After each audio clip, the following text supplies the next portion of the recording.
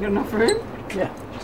Transporting any ancient mummy to hospital thousands of years after they died for a state-of-the-art scan is an anxious time for any Egyptologist, but particularly so when the mummies in question are as rare and as small as this one. It's the mummy of an Egyptian child that died around the 1st century BC, one of 3 that are being analysed today using this CT scanner at the Blackheath Hospital in South London. With it, Egyptologists are getting their first look in 3D of what's beneath these child mummies' bandages. Unwrapping mummies is a very destructive process. It causes a lot of damage to the body and you can't wrap them up again afterwards.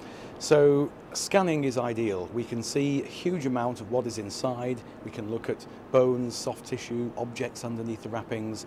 That gives us a great deal of what we want to know. For instance, what lies beneath the gold mask of this child mummy, which was previously described as a girl of about 8 years old. An hour after scanning, a first glimpse and some surprises. It's a boy. Congratulations. Yes. And a first look at the skull suggests he was younger too. Good teeth. Very good, aren't they? Yeah. Looks more like a 4-year-old, but the stature. It's got an overbite too. So in just a few hours they've established what no one's known for 2,000 years, which is that this is the mummy of a little boy, aged just 4 years old. But the real question now is to find out how he died, because it's that teaches Egyptologists the most about life in ancient Egypt. These are children from a privileged background, so you have to ask, why were they dying early too? Were they catching diseases? Did they have the same diseases as modern children? This is the skeleton of an ancient Egyptian child with brittle bone disease, a genetic disorder that can be treated today but would have been fatal 2,000 years ago. The scan of the gold-masked mummy revealed no immediate signs of injury, malnutrition or genetic disease. It'll take a more detailed analysis to establish the cause of death.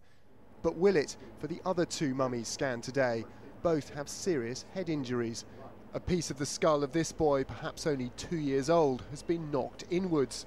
So did these injuries kill them? That accident, that injury could have happened after death, maybe during the mummification, we don't know. So we have to start with both those possibilities in mind and look for other evidence from the mummy which might point us in one of those directions. It was the Victorians who literally unravelled many of ancient Egypt's secrets. Now the mysteries that remain, like why their children died, may be solved by further advances in medical imaging without destroying their remains.